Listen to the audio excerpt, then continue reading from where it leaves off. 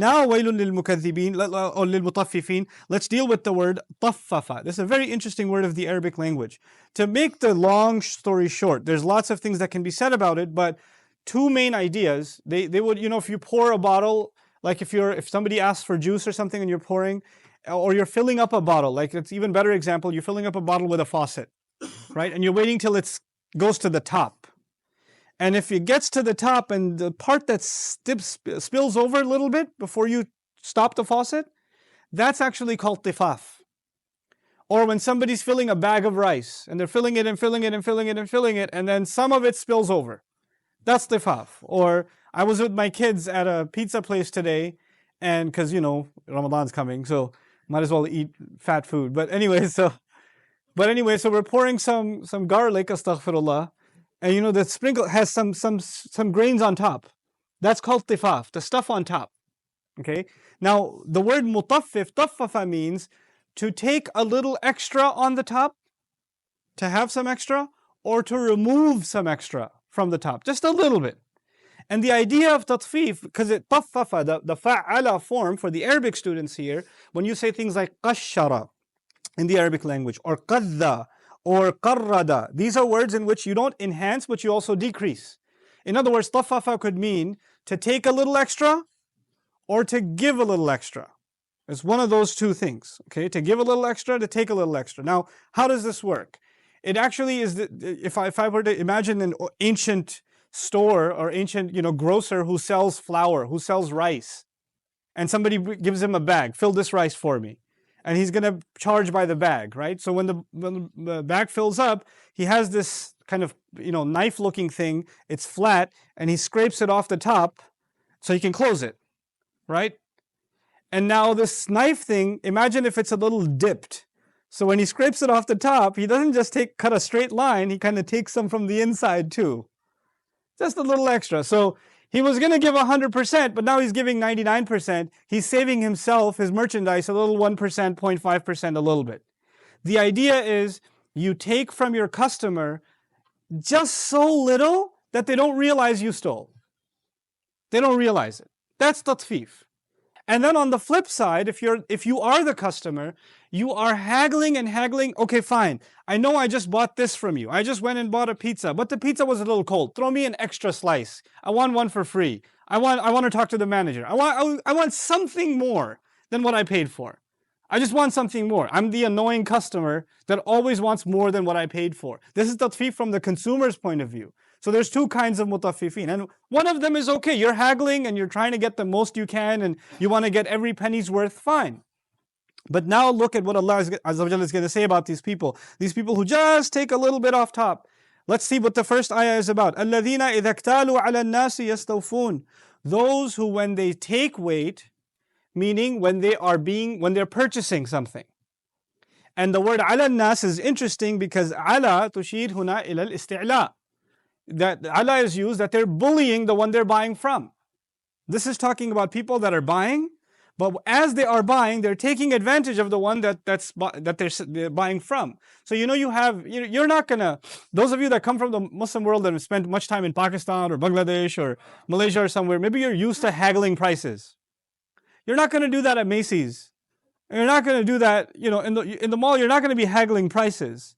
But you see this poor guy selling like wooden toys outside the haram, and he's saying, khamsa riyal. And you're like, no, I'm going to pay you 2. And you just grab the thing and you're walking away. And it's like, oh no, khamsa. No. You don't need 5. You just need 2. And you just bully the seller. And, there's both sides, right? This guy's sometimes they're trying to sell you something 10 times the price. And then they're saying, I have small children, But then sometimes it's on the other side. The guy's desperate. He's clearly not doing well. You should maybe even buy some extra from him. But no. You want to pinch pennies. Even though you make $100,000 a year and you shouldn't have to do this, but you do it anyway. This is iktalu ala nas, to bully people when the one that's selling is in a desperate situation. But let's expand this a little bit for our times. We're not just talking about ancient markets and people walking down the street and somebody peddling small toys to them. Today you have situations where there are farmers that have to sell their crop at subsidized prices. Or you have people that are manufacturing and the buyer comes in and says, well, I can just get much cheaper from abroad or somewhere else, and now you're barely making anything because your customer is bullying you into just thinning your margins to barely you can't even survive, even below market rate. Right? And if you don't sell it to them at that price, they'll just go and get it from somewhere where they can get children's labor and there are no labor laws, and get it done in factories where there are corrupt governments, and they can get the same product done for half the price or a tenth of the price. What do they care? So long as they don't get caught legally, so long as the judge isn't after them, or the tax man's not going to come after them, they can get their product from somewhere else. So using this kind of leverage to squeeze people when they're selling something to you, to reduce them bone dry. That's also tatfif as a consumer. And that's why the word ala here is actually used in the form of bullying. The ancient form of bullying also used to be that you have people like corrupt police officers or gangsters and things like that, and they'll just walk in and take whatever. They'll just take the chai and start drinking it and give you like nothing, almost nothing or nothing at all, and say, what are you going to do? Like they deserve it. The idea of, sellers being bullied by somebody is captured in الَّذِينَ إِذَا اكْتَالُوا عَلَى النَّاسِ. Then the word is يَسْتَوْفُونَ. They try and they want to get every last bit that they paid for, every little thing they want to collect. So, and they're really keen about that. There are some of you, maybe not. I'm not a good consumer. I'm really not. If I buy something and it was defective, I think 1,000 times, am I going to go back and stand in the line for returns?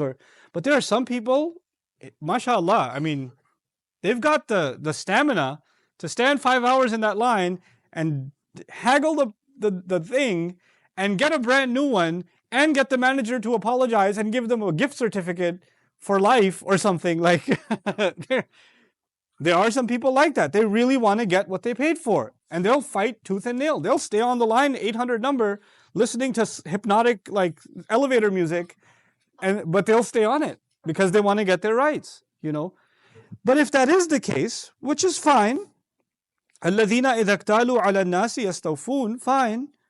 But then what about the other side? وَإِذَا كَالُوهُمْ أَوْ وَزَنُوهُمْ يُخْسِرُونَ. This is where the criticism actually comes in. If you want to be someone who wants everything they deserve, you want 100% as a customer, fine.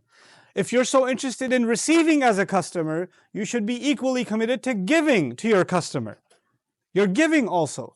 Now this, so far it seems, even though I haven't gone into detail in ayah number 3, it might seem like this is only talking about people that buy and sell.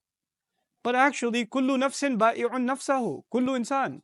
Every person sells himself. When you go to work, when you go in your job, if you have a 9-to-5 job, in those hours you sold your time to your employer. He bought it from you. He or she, that company, they bought your time. And that time you owe to them because they're paying you for that service. If you're sitting in that time and you're not doing the work that you're supposed to do, or you're skimming, or you're extending, there are some people who are hired contractors.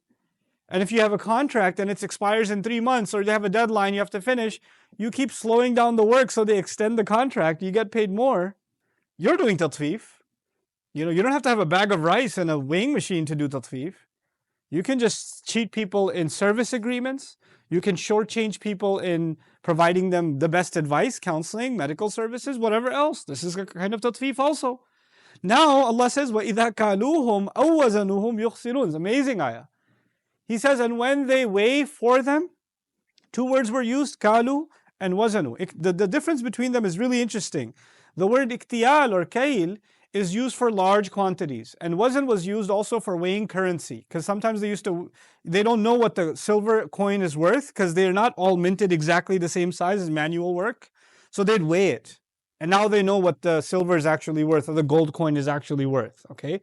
So, but of course, they're not going to have a huge weighing machine for the gold coin or silver coin. There's not going to be that many of them. But for the rice and the flour and the wheat and all of that, they're going to have larger devices. So for the larger things, it's scale. And for the smaller things, it's wazn. You can also say for the product, it's scale. And for the currency, it's wazn. So, because you take the product and you give the currency. So both of those things are being weighed. Now, on this, Allah Azza wa Jalla says, وَإِذَا كَالُوهُمْ أَوْ وَزَنُوهُمْ. The expected Arabic, the fuller version of this is إِذَا كَالُوا لَهُمْ أَوْ وَزَنُوا لَهُمْ. If they weigh for them, and or evaluate for them. But the word used, kaluhum and wazanuhum, the lam is missing. And when the lam is missing, it's an interesting thing. It might even indicate that the buyer's rights have been taken away. Al-lamu lil-istihqaq, when somebody deserves something. So now by removing the lam, Allah is actually saying these are the people who don't give their customers what they deserve. That's one of the beauties of the word, the lam.